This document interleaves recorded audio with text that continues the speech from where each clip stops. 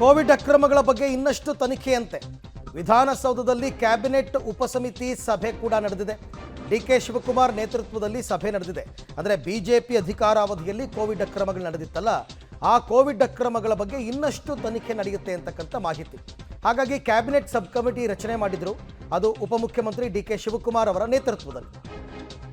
ಏನಿದೆ ಅದ್ರ ಮೇಲೆ ಏನು ಕಂಡು ಹಿಡಿದಾರೆ ಅದನ್ನ ಕೊಡಬೇಕು. ಒಂದು ಕಡೆ ಅವ್ರಿಗೆ ಡಿಪಾರ್ಟ್ಮೆಂಟಲ್ಲೂ ಕೂಡ ಕೆಲವು ಎನ್ಕ್ವೈರೀಸ್ ಅಫಿಷಿಯಲ್ಸ್ ಮೇಲೂ ಕೂಡ ಆಗ್ತದೆ. ಅದ್ರ ಪಾಡದ ಪ್ರೊಸೀಜರ್ ಆಗ್ತದೆ.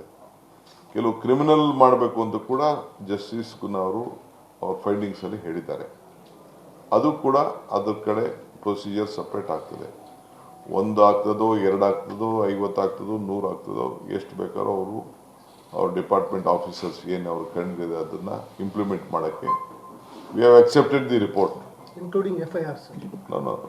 Whatever they want, legally whatever is there, FIR ಇನ್ನೊಂದು ಏನೋ ಡಿಸಿಪ್ಲಿನರಿ ಆ್ಯಕ್ಷನೋ ಏನು ಬೇಕೋ ಅದನ್ನೆಲ್ಲ ಅವ್ರು ಏನು ಬೇಕಾದ್ರೂ ಮಾಡಲಿ.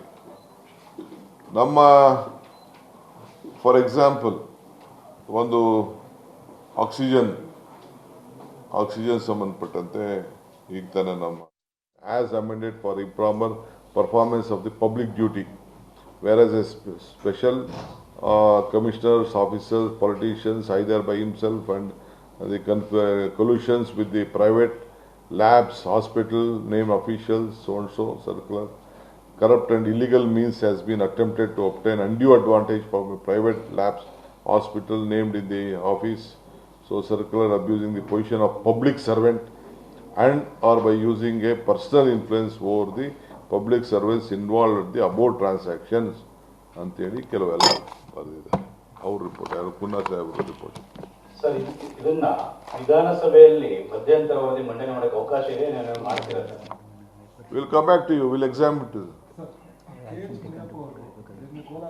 ಆಮೇಲೆ ಆಕ್ಷನ್ ಟೇಕನ್ ಎಲ್ಲ ಮಾಡ್ಬೋದು ಅದನ್ನ.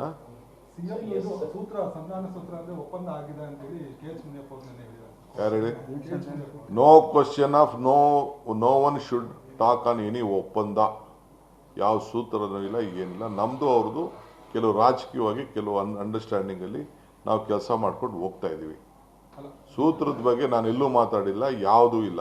ನಾನು ನ್ಯಾಷನಲ್ ಚಾನಲಲ್ಲಿ ಹೇಳಿದ್ದೆ ಅಂದರೆ we have come to some understanding. All right. ಇದು ಈಗ ಅವರು ಪಾಲಿಟಿಕ್ಸ್ ವಿಚಾರ ಮಾತನಾಡ್ತಿರೋದು. ಬಟ್ ಅವರು ಈಗ ಕ್ಯಾಬಿನೆಟ್ ಸಬ್ ಕಮಿಟಿಯ ಅಧ್ಯಕ್ಷರು ಡಿ ಕೆ ಶಿವಕುಮಾರ್.